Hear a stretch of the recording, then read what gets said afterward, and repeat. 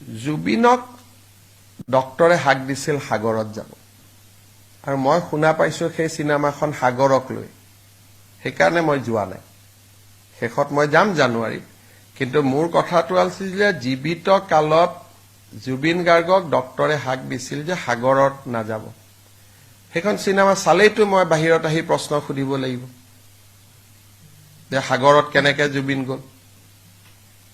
সেইকাৰণে মই বোলো লাষ্টত এদিন ধুনীয়াকৈ চাম কিন্তু চিনেমাখনৰ যদি আপোনালোকে দৃশ্যপট দেখে আগতে মই কথাটো কোৱা নাছিলো কাৰণ চিনেমাখন ভাল কৰি চলক বুলি কিন্তু চিনেমাখনৰ শ্বুটিং সাগৰত হৈছিল আৰু নেম কেয়াৰ হস্পিটালত জুবিনক ক্লিয়াৰলি ইনষ্ট্ৰাকচন দিয়া হৈছিল যে জুবিন সাগৰ আৰু জুইৰ কাষত যাব নোৱাৰে গতিকে আপোনালোকেও এই প্ৰশ্নটো কতো কৰা মই দেখা নাই যে কেনেকৈ জুবিন সাগৰত গ'ল সিদিনাখন চিনেমাখনৰ প্ৰযোজক মোৰ তাত আহোঁতে মই তেওঁক সুধিছিলো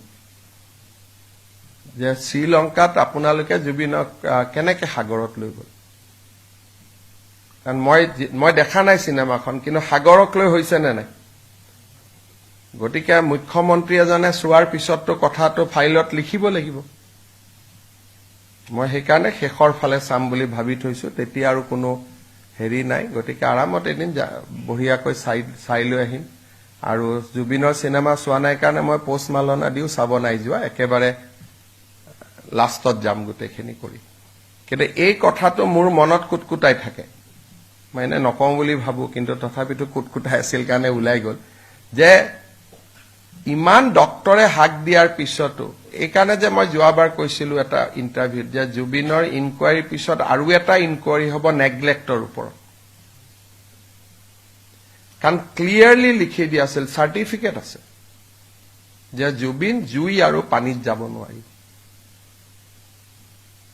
চিনেমাখনৰ শ্বুটিং কেনেকৈ পানীত হৈছিলে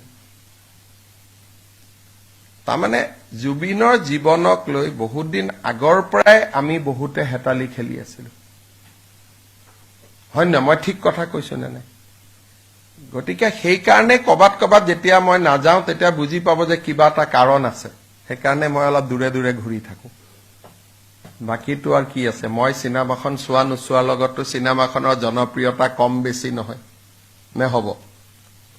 সেইটো আপোনালোকে ভাবে যে সিএমএ চাব যোৱা নাই কিবা কাৰণত যোৱা নাই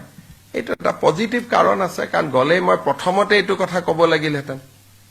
যদি ফাৰ্ষ্ট দিনা গ'লোহেঁতেন মই এই প্ৰশ্নটো ফাৰ্ষ্ট দিনাই সুধিলোহেঁতেন তেতিয়া চিনেমাখনক লৈ বিতৰ্ক আৰম্ভ হ'লহেঁতেন এতিয়া ক'লেও আপত্তি নাই কাৰণ চিনেমাখন প্ৰায় চোৱা হৈয়ে গ'ল সেইকাৰণে এতিয়া লাষ্টত কথাটো কৈছো যিকোনো খবৰৰ বাবে যোগাযোগ কৰক 7099017330 লগতে 7099017110 নম্বৰত